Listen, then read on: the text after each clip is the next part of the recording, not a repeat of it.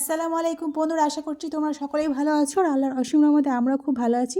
তো বন্ধুরা, আজকের আমার রেসিপি হচ্ছে দুর্দান্ত স্বাদের সন্ধ্যাবেলার নাস্তার রেসিপি।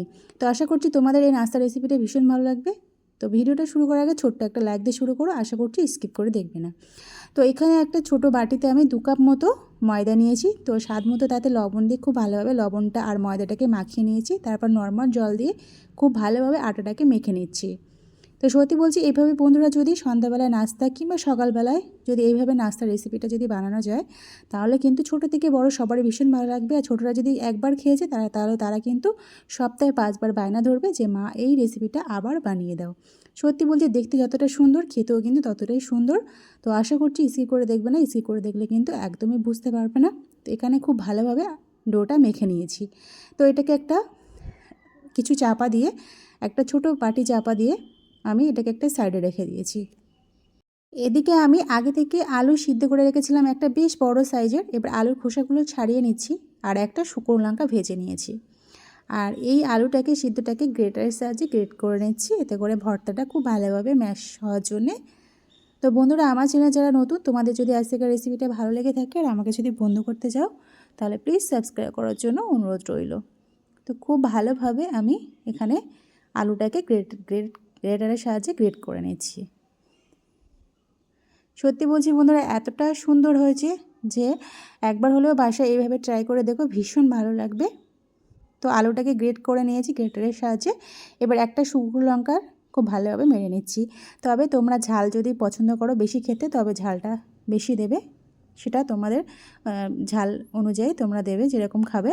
আর আমি আগে থেকে কিন্তু একটা পেঁয়াজ ভেজে রেখেছিলাম, এতে করে কিন্তু ভর্তাটা কিন্তু টেস্টি হওয়ার জন্যে আমি পেঁয়াজটাকে একটু ভাজা করে নিয়েছি। তোমরা চাইলে কাঁচা পেঁয়াজ ব্যবহার করতে পারো, কি এতে কিন্তু ধনিয়া পাতা ব্যবহার করতে পারো। তবে আমার বাসাতে ধনিয়া পাতা আজকে ছিল না বলে ধনিয়া পাতাটা দিচ্ছি না। এবারে স্বাদ মতো লবণ দিয়ে দিলাম, দিয়ে খুব ভালোভাবে আমি আলু ভর্তাটাকে মেখে নিচ্ছি। তো এখানে আমার মাখানো হয়ে গেছে। আর এখানে কিন্তু বেশি কিছু লাগবে না এই রেসিপিতে, খুব কম সময়ের মধ্যে আর খুব কম উপকরণ দিয়ে কিন্তু দুর্দান্ত স্বাদের একটা নাস্তার রেসিপি কিন্তু বানিয়ে নিতে পারো। তো ছোটো ছোটো করে আলু ভর্তাগুলো একটু সাইজ করে নিচ্ছি অল্প অল্প করে। তো তোমরা দেখতে পাচ্ছ, নিশ্চয়ই বুঝতেও পারছো। এবারে যে আমি এখানে আটার ডোটা মেখে রেখেছিলাম, ছোটো ছোটো করে আমি কেটে নিচ্ছি। কিভাবে আমি বানাবো তোমরা দেখলে নিশ্চয়ই বুঝতে পারবে বন্ধুরা। তো আমার ভিডিও যে যেখান থেকে পারছো দেখছো, দেশ বা বিদেশে বাইরে, তাদেরকে অসংখ্য অসংখ্য ধন্যবাদ আমার এই আজকে সুন্দর একটা সন্ধ্যাবেলা বাচ্চাদের কিংবা বড়দের রেসিপিটা, নাস্তা রেসিপিটা দেখানোর জন্য। তো দেখতে পাচ্ছ কিভাবে আমি প্রথমে কিন্তু এখানে আমি ময়দাটাকে প্রথমে একটু ফোল্ড করে নিচ্ছি। দেখতে পাচ্ছ হাত দিয়ে চেপে চেপে গোল করে নিয়েছি ভিতরটা। এবার পুরটা দিয়ে দিচ্ছি, আলুর পুরটা। এবার আমি মুখটা মুড়ে দিচ্ছি।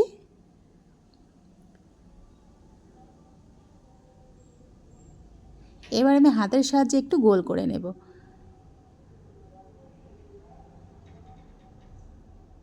এবার একটু হাতে তেল মেখে নিয়েছি, আবার আমি পিছন সাইড থেকে আবার একটু হাত দিয়ে গোল করে নিচ্ছি। দেখতে পাচ্ছ, নিশ্চয়ই বুঝতে পারছো কিভাবে করছি। একটা ফুলের মতো করে আমি এইভাবে শেপটা করছি। দেখতে পাচ্ছ খুব সহজে কিন্তু এইভাবে বানিয়ে নিতে পারো। তো এইভাবে বাকিগুলো সেম প্রসেসে বানাচ্ছি। তবে আমি আরও একটা তোমাদের দেখাচ্ছি কিভাবে আমি বানাচ্ছি।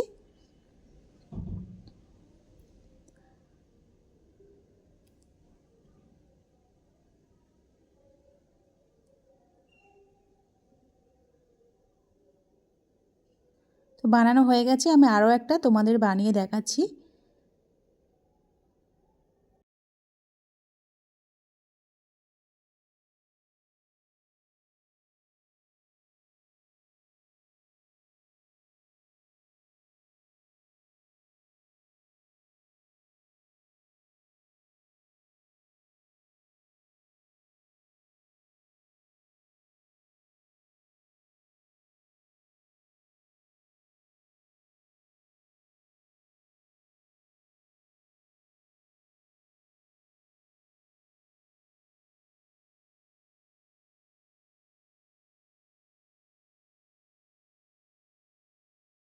তো দেখতে পেলে বন্ধুরা কেমনভাবে আমি ডিজাইনটা বানিয়েছি, খুব সহজভাবে আমি বাকিগুলো সেম প্রসেসে বানাচ্ছি। ততক্ষণে আমি দুটো ভাজা করে তোমাদের দেখাচ্ছি।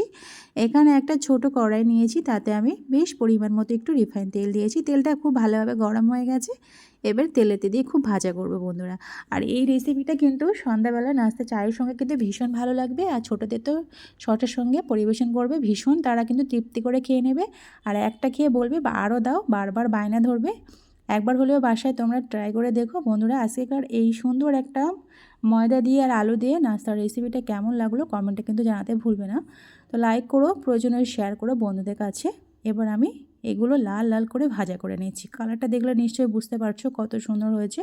আর খেতেও কিন্তু মুচমুচে আর ক্রিপসি হয়েছিল, এতটাই মুচমুচে যে বলে বোঝাতে পারবো না। তো আজকে এই পর্যন্ত, নিজেদের খেয়াল রেখো বন্ধুরা, সুস্থ থেকো, খোদা হাফেজ।